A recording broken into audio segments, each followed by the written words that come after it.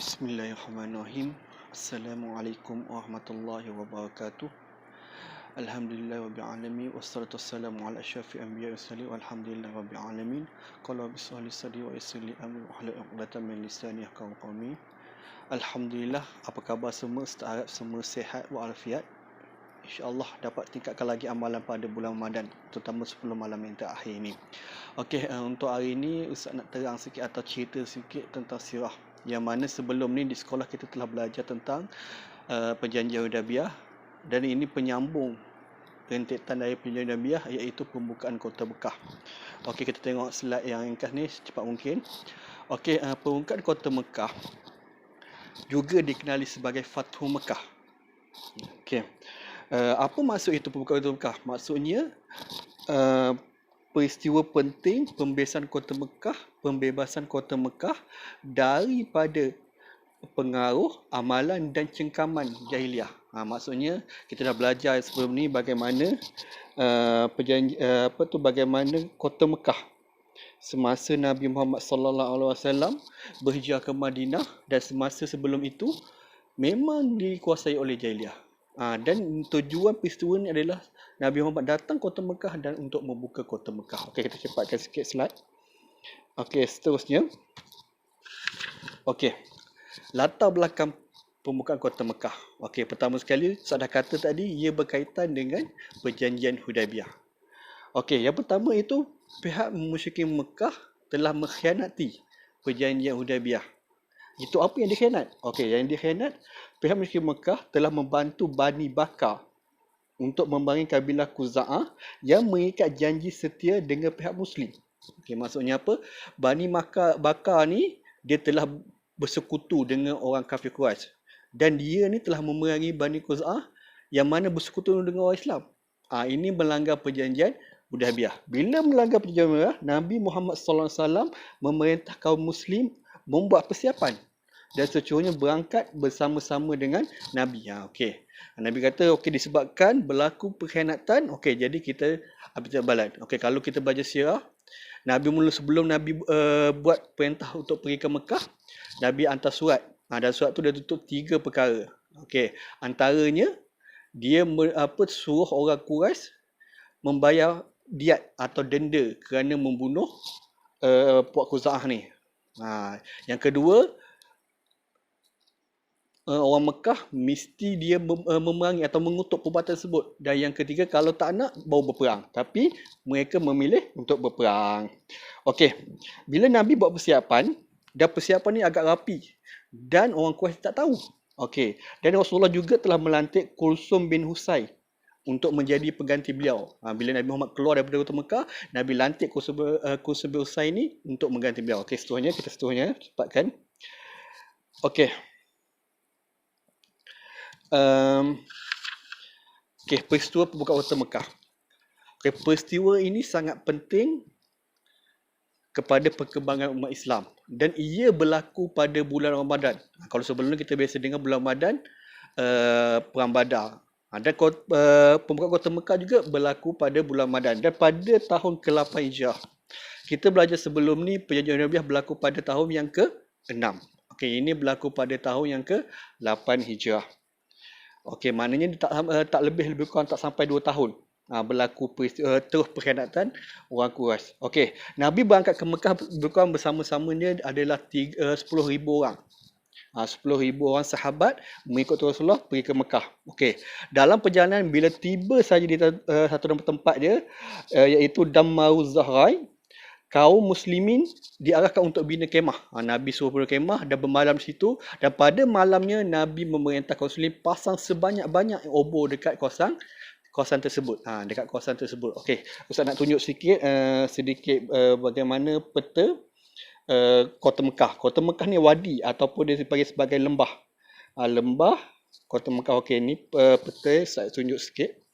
Ini gambaran kota Mekah yang sekelilingnya dikotai oleh bukit-bukit. Ada bukit-bukit, dan ni Mekah. Kalau kita pergi sekarang ni pun di Mekah sekeliling oleh bukit-bukit. Dan di atas bukit inilah Nabi Muhammad SAW telah memerintah para sahabat buat kemah dan pasang obor. Kenapa Nabi suruh pasang obor? Inilah strategi Rasulullah bagaimana Rasulullah nak menunjukkan bahawa kekuatan umat Islam. Kalau orang dulu, kalau buat risetkan, tengok-tengok ada musuh pasal satu obor, dia angkatkan lebih kurang satu obor, 10 orang. Satu kemah tu ada 10 orang, satu obor. Jadi bila Rasulullah pasang banyak, contohnya pasal 10,000, jadi kali dengan 10, maka ada 100,000. Sedangkan yang ada 10,000.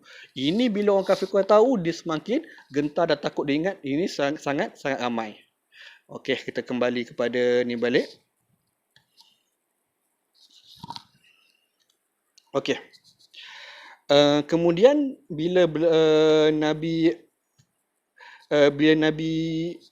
pasang kemah tersebut, ini menakutkan orang Quraisy. Kemudian pada keesok hari bila tiba di Zutawa, baginda memerintah kaum muslim masuk ke Mekah melalui jalan yang berbeza. Nabi suruh pecah kepada 4.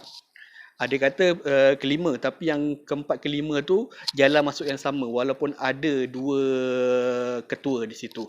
Okey, Ustaz nak tunjuk juga ini bagaimana perjalanan masuk Rasulullah. Kita tahu bagaimana strategi Rasulullah. Rasulullah tak terus masuk, tapi Rasulullah dia ada strategi dia. Okey, tengok.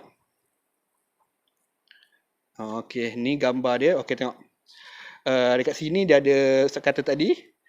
Dekat dalam buku kata 4, kat sini ada 5. Tapi yang 4 ke 5 tu jalan yang sama. Okey, yang pertamanya kita tengok. Yang pertama tu, tengah-tengah ni iaitu pasal Rasulullah masuk. Maksudnya Rasulullah, dia jadi ketua memimpin untuk masuk. Okey, yang kedua, pasukan Khalid Walid. Okey, daripada belakang ni, dia masuk ikut belakang. Masuk ke ataupun ke selatan kota Mekah.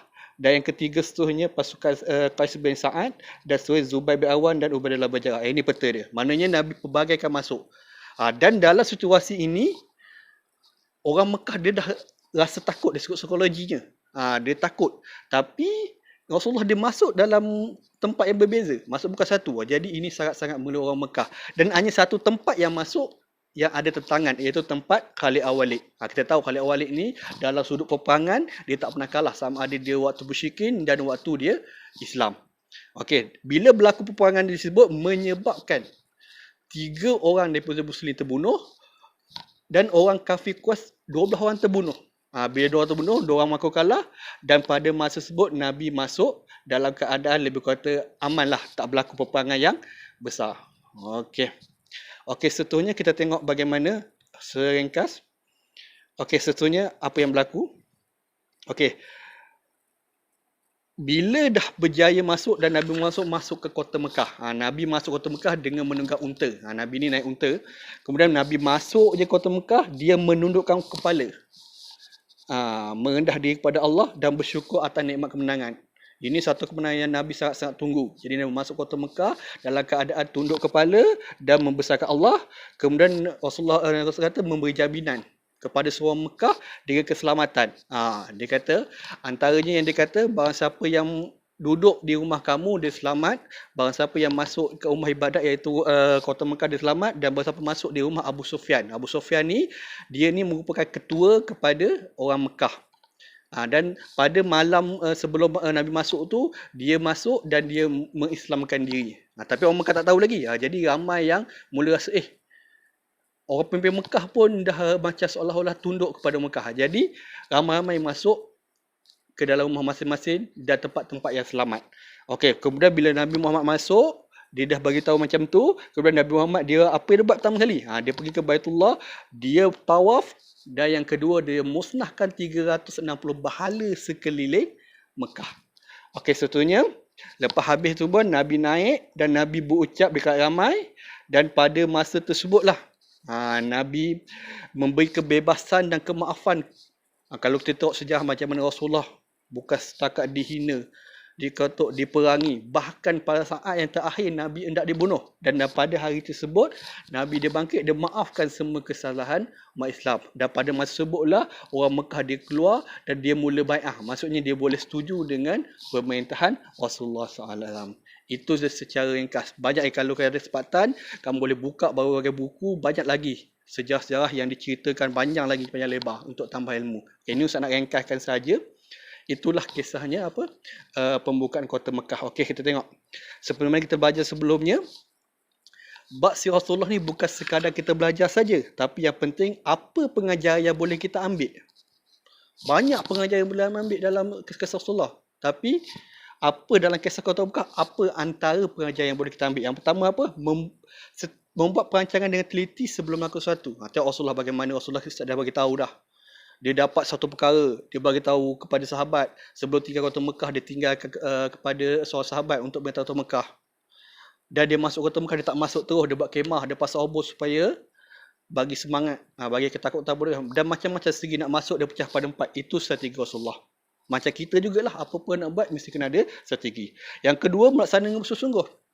Mana Rasulullah ni buat satu perkara, mesti dia laksanakan sungguh-sungguh. Walaupun kalau kita secara logik je, Nabi ni dia berdoa saja, dia boleh masuk Kota Mekah dia senang. Masuk tak ada siapa langan. Tetapi Rasulullah ajar pada kita setiap perbuatan, dia manusia, dia buat dengan cara bersungguh-sungguh. Jadi kita pun sama. Nak belajar pun mesti buat sungguh-sungguh. Nak ibadat malam 10 akhir ni, nak dapat malam tu, kadang kita bersungguh-sungguh. Kita kena buat yang terbaik. Okey, yang ketiga, mencontohi akhlak Nabi Muhammad yang sentiasa tawaduk dan sentiasa bersyukur. Maksud kita ni jarang bersyukur. Macam-macam Allah bagi pada nikmat kita. Kita jarang bersyukur. Nabi Muhammad dia bersyukur, tawaduk, bahkan dia memperkuatkan lagi ibadat dia. Sehingga Sayyidina Aisyah mempersoalkan Nabi, wahai Nabi, kamu dah jadi masuk syurga, tapi kenapa kamu ibadat sehingga bengkak kaki kamu? Nabi kata, salahkah aku jadi hamba yang bersyukur? Okey, dan yang terakhir, mesti menjadi seorang pemaaf. Kita ni sikit-sikit kadang-kadang kita bergaduh kawan, kita apa-apa, kita mesti ada seorang pemaaf. Nabi ajar pada kita, kalau tengok Nabi bahkan macam-macam dia buat. Dihina, dikutuk, dia kata orang gila, orang syihir, dialau, di pulau. Bahkan yang terakhirnya sebelum Nabi berhijrah tu, orang Mekah rancang untuk membunuh Nabi Muhammad. Tetapi bila Nabi Muhammad dah menang, dah punya kuasa, dah punya kekuatan, Nabi mulai ada sifat yang pemaaf. Ini merupakan, okey, itu saja Ustaz kata ringkas daripada Ustaz. Mungkin kalau ada persoalan boleh kita tanyalah lain kali kesempatan atau pada cari Ustaz lain, insya-Allah. Itu saja. Wabillahi taufiq wa hidayah. Wassalamualaikum warahmatullahi wabarakatuh.